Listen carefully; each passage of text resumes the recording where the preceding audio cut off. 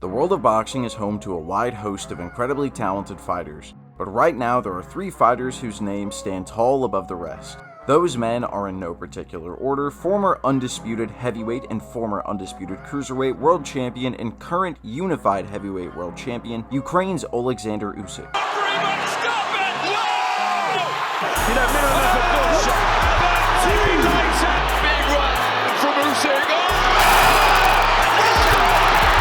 Current undisputed super bantamweight and former undisputed bantamweight world champion, Japan's Naoya Inoue. It might have been better to just go down because Inoue is going to work it. There's the right hand! He just answered the question!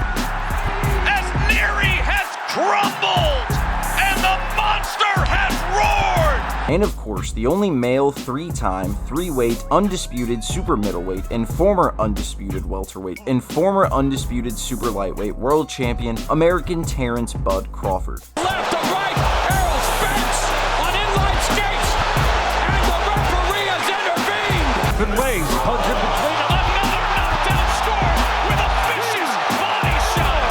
Off the gears.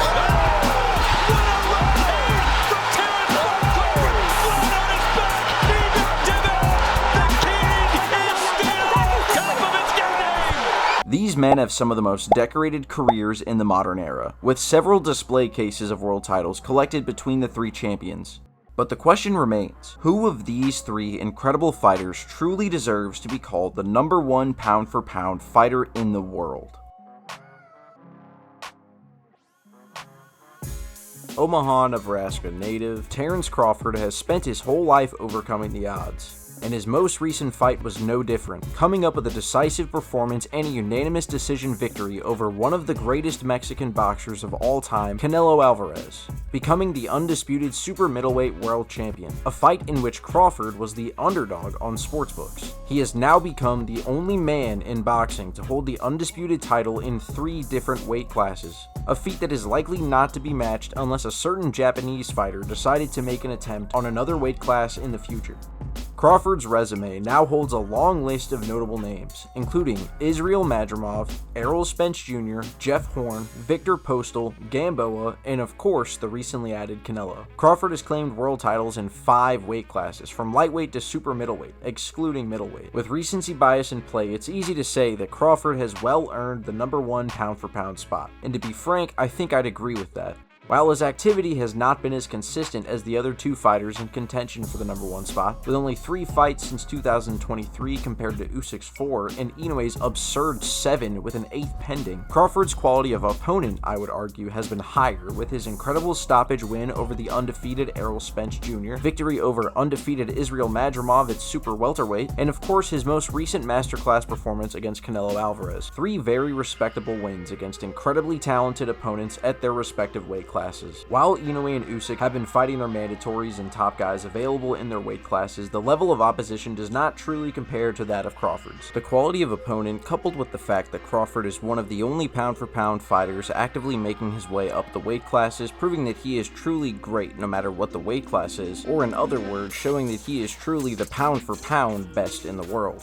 Not to mention the fact that he has attained undisputed status in the 3 weight classes, dethroning 2 undefeated champions in the process, in Spence and Ndongo, and being the first to defeat Canelo at super middleweight. There isn't much more that needs to be said. In my eyes, Crawford has one of the strongest cases one could make for being ranked pound for pound #1. At this point, there isn't much left for Crawford, and in my opinion, it may be time to hang the gloves up. On top of the world, undefeated with absolutely nothing left to prove. But if Crawford does choose to continue his professional career, there are some exciting fights that could be lined up in the near future that I think could add to his pound for pound #1 status. I think a move down to middleweight for an attempt at a world title in a 6th weight class could be a very entertaining move, with several names like unified champion Yanibek Alimkhanuly and WBA champion Arislandi Lara popping out. Or should Crawford select to stay and defend his titles at super middleweight, fighters like Hamza Shirez or Diego Pacheco would make for a great matchup. At the end of the day, Crawford has made a very, very strong case for why he should be called the #1 fighter in the world. But how does Bud stack up against the Japanese monster or the Ukrainian heavyweight?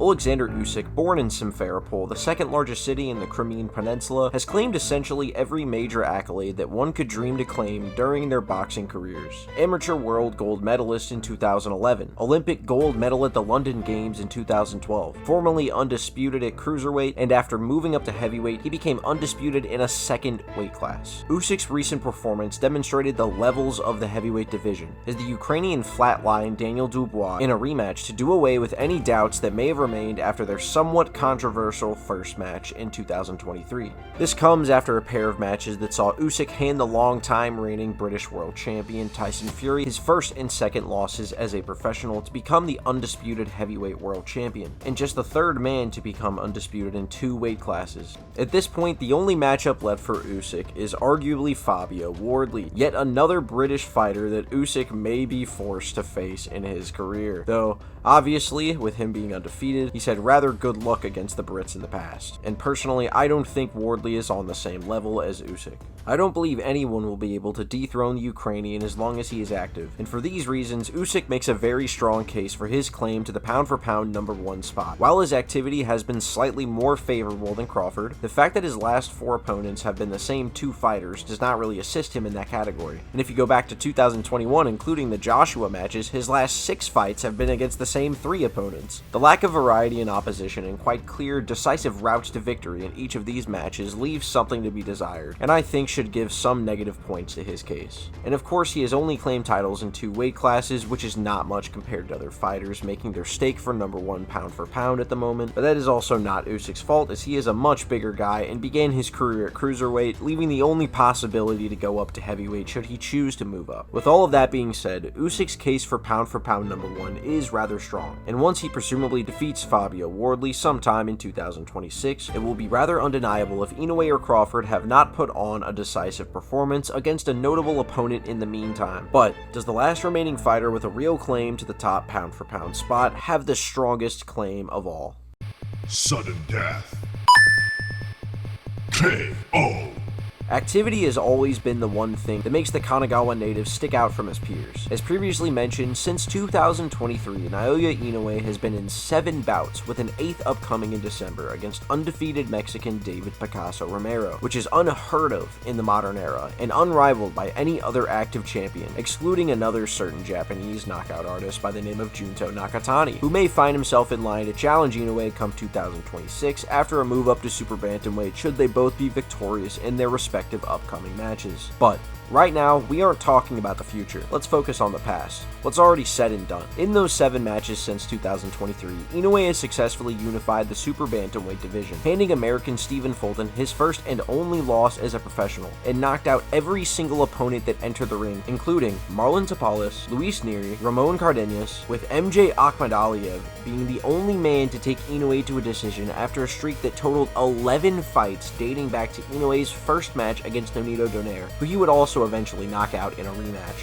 While some would say that Inoue's level of opposition has not been the strongest, I only agree when you compare his level of opposition to that of Usyk or Crawford. But the reality is, Inoue has been knocking out almost every mandatory and top-ranked fighter in every division he's been in. It's not his fault that the guys at the top of his division may not be viewed as high level, or have had 1 or 2 losses by the time they get a chance to challenge for a world title. They were who the organization matched him up against, and he never said no to a single opponent who earned their right to challenge for his world title, which, coupled with his constant training and dedication to honing his skills, makes for a very active defending world champion. With all of that in mind, it's easy to see why fighters like Mike Tyson and Tank Davis have expressed their support towards the Japanese champion and their opinion that he is the one who has truly earned the right to call himself pound for pound #1. Did you see the monster Inoue? Do you think he's the best pound for pound, or the winner of this fight is the best fighter in the world?